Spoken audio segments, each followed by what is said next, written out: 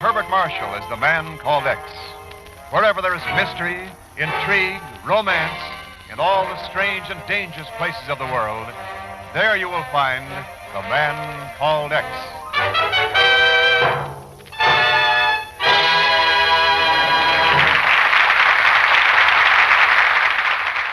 Now it's Herbert Marshall as Ken Thurston, the man called X.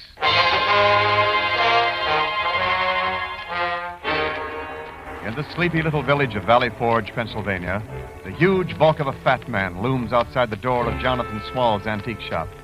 A smile of satisfaction crosses the man's face as he opens the door and enters. How do you do, sir? Good day, sir. Good day, Mr. Small. Your shop is just as I remembered it. Exactly as it was some 6 years ago. Do you care for a chocolate, Mr. Small? A chocolate? Why, no, thank you, sir. Very well, as you wish. I've returned here, Mr. Small, to claim some property of mine. Property of yours? Exactly. You were paid well to keep it for me. A pair of silver candlesticks. Silver candlesticks? But the only... Schneider. Yes, my dear sir, Schneider. Now known as William Grant. But it's not possible. You can't be. Yes, time and science have altered my appearance considerably, yes. Well, the candlesticks, please. But it's been 6 years. I never dreamed after all that time. I've just sold them. Sold them? Just this morning for $500. $500? Are you stupid idiot? They're worth millions. To whom did you sell them? Quickly, man, to whom did you sell them? I have the sales slip right here on my desk. I'll give you the information. Now, Mr. Schneider or Grant, just stand where you are. Why are you pointing that gun at me, you fool? I didn't know who you were 6 years ago, but I do now. And I know who to call about you, too. I have his number right here in my address book. Yes, here. I'll call him. Have that gun? No, I won't. You can't. Oh. Schweinhund. So, let's see that sales slip. No name, no address. If you were still alive, the address book. So this is who he was going to call. The man...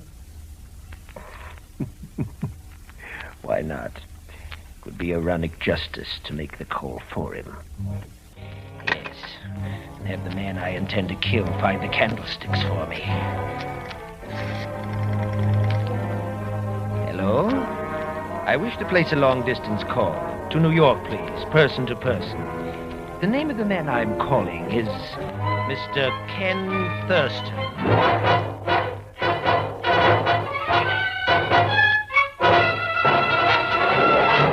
You see, Mr. Thurston, I am a collector of early American silver. Oh? Yes. And when I learned that Jonathan Small had a pair of silver candlesticks made by Paul Revere for George Washington, I went to Valley Forge to buy them. You call me from Small's antique shop, Mr. Grant? Exactly, sir. Mm-hmm. As I told you, I found him dying from a bullet wound. However, he managed to tell me two things. One, that a man named Schneider has returned and is after the candlesticks. Schneider, or Ken? Yeah, Chief, yeah. Go on, Grant. Yes. Well, secondly, that I should call you, and that he died. And there you have my story, sir. You could have told me that over the phone, Grant. Why come all the way to New York? Because I wish to help you find this Schneider, Mr. Thurston. I don't know who he is. I'm not interested. But I must have those candlesticks for my collection. It's an obsession with me, sir. I shall not rest until I have them. I see. Well, I'm not sure this is any concern of the bureaus, Mr. Grant, but if we learn anything, we'll let you know. Thank you, sir. Would either of you care for a chocolate? No. No. Very well, gentlemen. I shall bid you good day. What do you think, Chief? Oh, nothing but a crackpot. Wealthy collector. Oh, I'm not talking about him. I'm talking about Schneider. Well, you think it's the same Schneider we were after? I did trace him to Valley Forge, only he got out just ahead of me and skipped the country. I still remember the file description. Short, 130 pounds, blonde, blue eyes, very nearsighted. Oh, say, that's not bad. That was over 6 years ago. A long time. Yeah, not too long to wait for a few $1 million. Well, what are you driving Look, we suspected Schneider of being a Nazi agent, arranging hiding places here for loot stolen from occupied countries. So what? So this. A lot of that stuff's never been recovered. They'd make a pretty good reason for Schneider to sneak back here now. Oh, sure, Ken. But what would George Washington's candlesticks have to do with it? Suppose I'll let you know, Chief. from Valley Forge.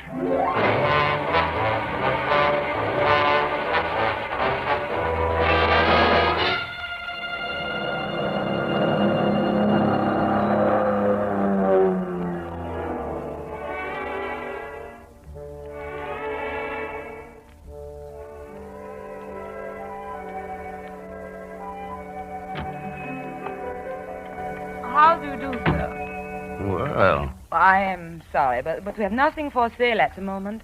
The owner of the shop has just died. yes, I have heard. You a member of the family? No, I'm Eva Mastos, Mr. Small's assistant. Mhm. I'm preparing to close up the place now, so if you pardon me, Mr. My name's Ken Thurston. Oh. Just one question, Miss Mastos. I'm interested in silver candlesticks. I understood Mr. Small had a pair that were made by Paul Revere. They were sold yesterday. I'm so sorry. Oh, too bad. Do you have any idea who bought them? No, Mr. Small made the sale himself. However, perhaps there's a record in the office. If you care to wait, I check and see. Sure, Miss Mastos. I'll wait. Oh, what's that? Well, Pagon Zellschmidt. Get out from under that counter. What the blazes... Here. Let me take that thing out of your mouth. Police, fire, help! The girl! What happened, Pagon? The girl, she did it. Count me subconscious. Eva Mastos, wait a minute. Oh, she must have skipped out the back door. Let's have the story while I cut these ropes. Story. She came in here asking for candlesticks. Was it my fault we didn't have any? But she conked me and ties me up here behind the counter. There you are. So, Eva Mastos wasn't Mr. Small's assistant. Mr. Thurston, the late demented Mr. Small had only one assistant. Me. You? Sure. I was here in the Valley Forge trying to get in on a sucker. I mean, on a tourist trade. You understand? What kind of gold bricks were you setting this time? Mr. Thurston, they were hatchets. The original hatchets G. Washington used to cut down the cherry tree. Yeah. I had 2 dozen on consignment from a hardware store in Philly. Only they didn't sell so good, so I took this job with Mr. Small. So that's how you got my name and phone number. Pagon, were you here when he sold those silver candlesticks yesterday? Oh, sure. A Dr. Eckhart bought them. Eckhart. Yeah. He's a little skinny guy with glasses and an accent. What a sucker. 500 Mizumas for things to hold candles when you can buy electric bulbs for practically nothing. You happen to know this Eckhart's address? Why, hey, why are you so interested in this silver gimmick? Huh? Must be pretty valuable stuff, eh, Mr. Thurston? They're worth a lot more than $500 to a customer I know. They are? A lot more? That's right. Imagine that. Well, so long, Mr. Thurston. Drop around again sometimes when you're in the market for a hat. Wait a minute, Pagon. When do you want to go to buy those candlesticks back? You don't know the name of my customer. Why shouldn't we be stuffy about this, Mr. Thurston? Let's make a deal. Okay. What's Eckhart's address? Room 304 at the hotel. Who's the customer? The United States government.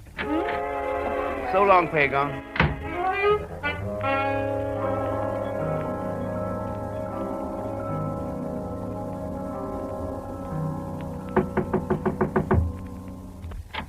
Yeah? Hello, Dr. Eckhart. Mind if I come in? Well, it's something important. I'm quite busy packing at the moment. Yes, the clerk told me you were checking out, but I think you've got time to discuss those silver candlesticks there on the dresser. Do you mind if I look at them? As you wish. That is far enough, Mr. Thurston. Well, little Eva. You had better luck looking for candlesticks here than you had in the antique shop? Much better. And as you notice, I have found a gun also. But you have found nothing but trouble. Is that not so, Doctor? Ja, Eva, meine Schöne. You are quite right. Eva, who is this man? A very dangerous one. It's a man called X.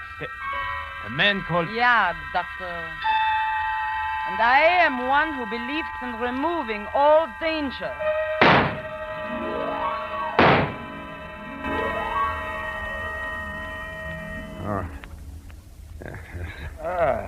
So you're coming to it last, my dear Thurston. Grant, what are you doing here? Waiting for you to regain consciousness, my dear sir. Would you care for a chocolate? I'd much rather have you put that gun down. Not just yet, Thurston. I have no wish to emulate the departed Dr. Eckhart. Doctor. Well, he does look dead. But where's the girl? Little... Yes, Dr. Eckhart has reached the end of his trail, just as you and I have. What's that supposed to mean? It's simple, Thurston. I have found my silver candlesticks, and you have come face to face with Schneider.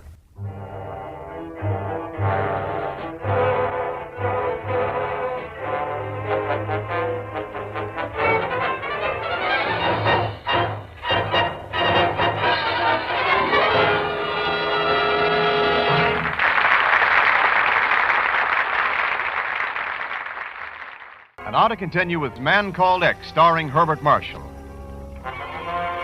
Ken Thurston is in Valley Forge, searching for an ex-Nazi agent named Schneider and some millions of dollars of loot stolen from occupied countries and hidden here in the United States. Now in the hotel room, Ken faces a gun held by the fat man Grant, who claims to be a wealthy collector of early American silver. Yes, Thurston. I have found my candlesticks, and you have come face to face with Schneider. You're wrong on at least one of those counts, Grant. Take a closer look at those things on the dresser. Closer look? Very well, sir. I shall. Well? Pewter. These candlesticks are pewter, shabby imitations, not the ones I was after at all. Yeah, a little local color, courtesy of the hotel. When I first came in, I was fooled by him, too. So, what about that Schneider crack and the gun? My apologies, Thurston. I came in after hearing the shots and took it for granted that the dead man, who called himself Eckhart, was Schneider. Go on. The gun was to defend myself, of course. Oh, of course, of course. By the way, does this pocket hypodermic set belong to you? I found it beside Eckhart's body. Why, yes, it's mine. Must have dropped out of my pocket while I was examining him. My thanks for returning it. It contains insulin ampules, Grant. You a diabetic? Unfortunately, I am, sir. I carry the insulin with me at all times. Well, Mr. Thurston, I'll leave you now. I came down here thinking I could help, but I can see I'm well over my depth. I'll stick to my collecting from now on. That's a good idea, Grant, and don't worry. When I get the candlesticks, you'll hear from me. Thank you, sir. And again, my apologies for trying to play detective. Good day, sir. I beg your pardon, Mr. Zellschmidt. Huh? You know me? All Valley Forge knows you, sir. Your ability at judging antiques is famous. It is? Sure, yeah. And speaking of antiques, would you possibly be interested in a hatchet? Good for chopping down cherry trees. Well, as a matter of fact, I'm more interested in candlesticks. Those things again. Say, what's on this kind of candlesticks anyhow? That everybody... Zellschmidt, I am willing to pay a substantial commission to the man who informs me the moment Thurston gets a lead on them. You are? Well, I don't sell myself for peanuts, you understand? Here's my card, sir. And here, a small retainer. Oh, no, sir. You'll have to make it at least $10. Hey, a C note. $100. Precisely. May I depend on your, cooperation, Zellschmidt? Believe me, Mr. Grant, my dearest friend, not only will I cooperate, I'll even help you find them.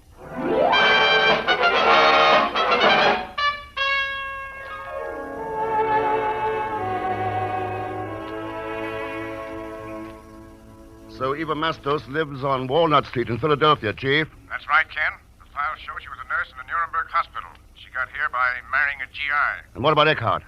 Your call didn't give me much time, Ken.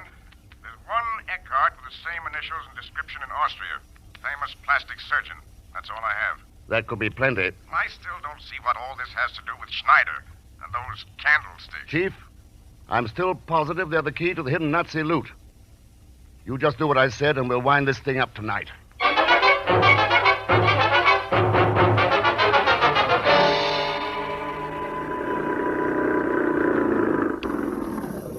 Hey, your train for Philadelphia is ready to pull out. Now, thanks for the lift, Pagan.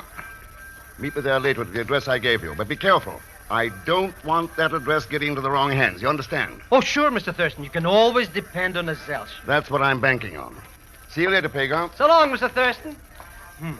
Now, I wonder what he meant by that. Oh, well, bird in the bush, I always say. Oh, Zellschmidt. Hello, Mr. Grant. What are you doing down here? I thought you might have some information as to Thurston's destination, so I followed you. Well? Well, Mr. Grant, I could say no, but it's George Washington's birthday, so how could I tell a lie? I'd be happy to give you the information. Good man. For a slight consideration.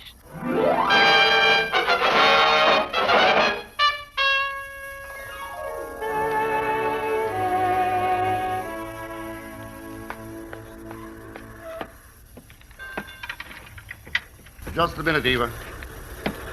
May I ask why you have followed me to my apartment, Mr. Thurston? Sure, I'd like to talk over a little theory with you. So? Yeah, it's about a man named Schneider who had a scheme to come back to this country to cash in on a few $1 million worth of loot he had stashed away here. It involved plastic surgery and fake papers. But it was worth the gamble. Go on, Mr. Thurston. He went to a Dr. Eckhart for the plastic job. Eckhart had a nurse assisting him by the name of Eva Mastos. Very interesting. Go on, please. Somehow Eckhart and Eva learned what Schneider was after. The silver candlesticks that held the key to the treasure. You're right, Mr. Thurston. And I have them right here in this bag. But you must believe me. I don't want them for myself. It is for the people of my country, for food and clothing and medicine. I must keep them. That's up to the courts to decide. You made a bad mistake when you tried to take things into your own hands, Eva. But what else could I? Oh, I don't know. I'm so mixed up. It all looked so simple at first, but now. Yeah. Well?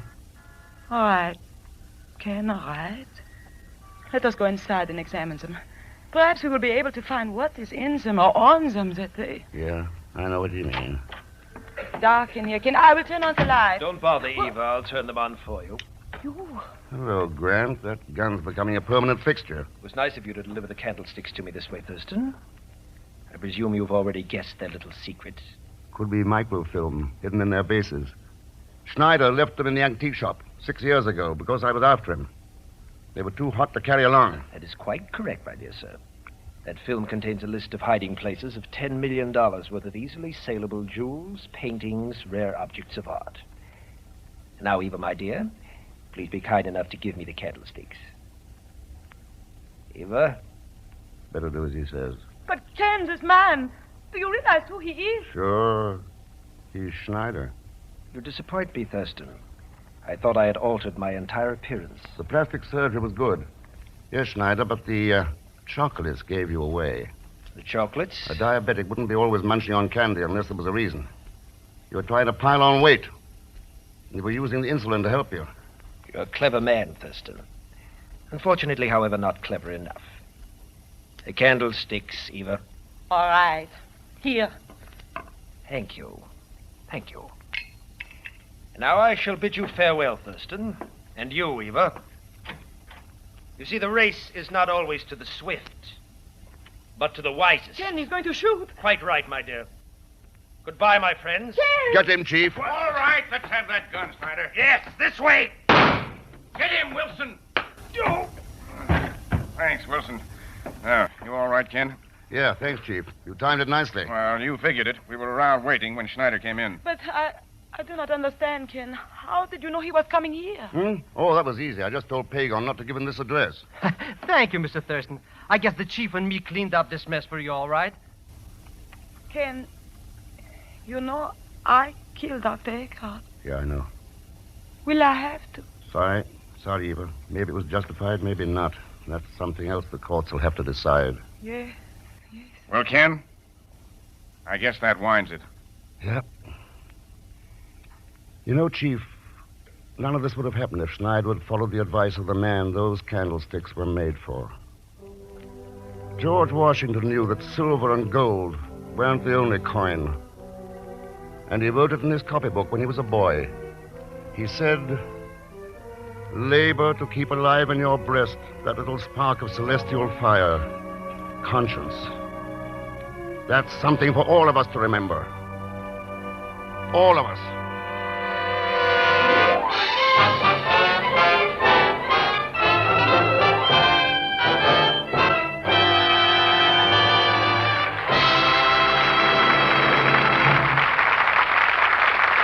Now, Herbert Marshall. Thanks for being with us. Next week, with the dubious help of Pagon Zellschmidt, Pagon, of course, will be played as usual by Leon Belasco.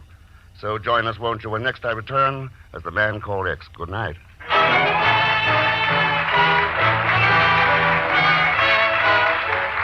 Man Ken Caldex is directed by Jack Johnstone, with music composed and conducted by Johnny Green. Tonight's story was written by Sidney Marshall. So, till next week, same time, same station, this is Wendell Niles speaking. This is CBS, the Columbia Broadcasting System.